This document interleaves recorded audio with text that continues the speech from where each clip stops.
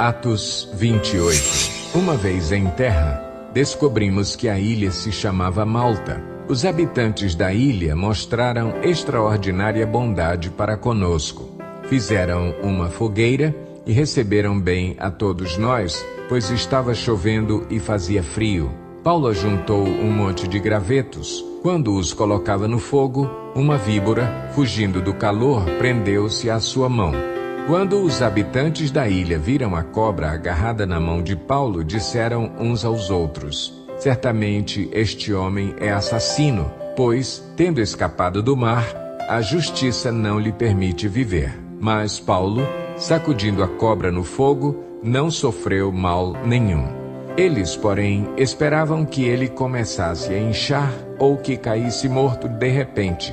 Mas, tendo esperado muito tempo e vendo que nada de estranho lhe sucedia, mudaram de ideia e passaram a dizer que ele era um deus. Próximo dali, havia uma propriedade pertencente a Públio, o homem principal da ilha.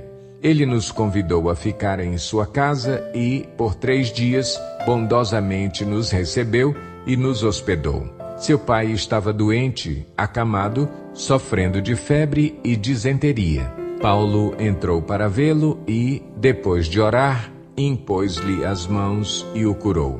Tendo acontecido isso, os outros doentes da ilha vieram e foram curados. Eles nos prestaram muitas honras e, quando estávamos para embarcar, forneceram-nos os suprimentos de que necessitávamos. Passados 3 meses, embarcamos num navio que tinha passado o inverno na ilha. Era um navio alexandrino que tinha por emblema os deuses gêmeos, Castor e Pólux. Aportando em Siracusa, ficamos ali 3 dias.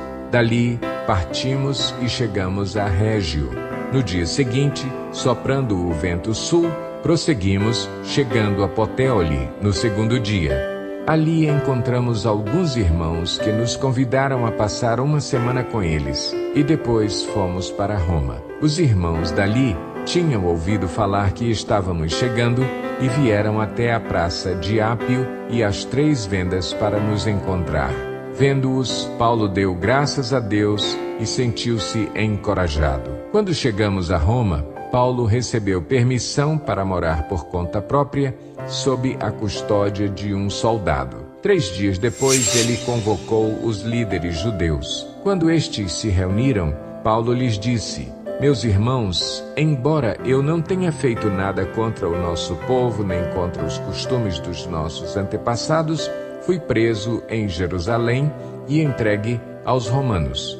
Eles me interrogaram e queriam me soltar, porque eu não era culpado de crime algum que merecesse pena de morte. Todavia, tendo os judeus feito objeção, fui obrigado a apelar para César, não, porém, por ter alguma acusação contra o meu próprio povo. Por essa razão, pedi para vê-los e conversar com vocês. Por causa da esperança de Israel, é que estou preso com estas algemas.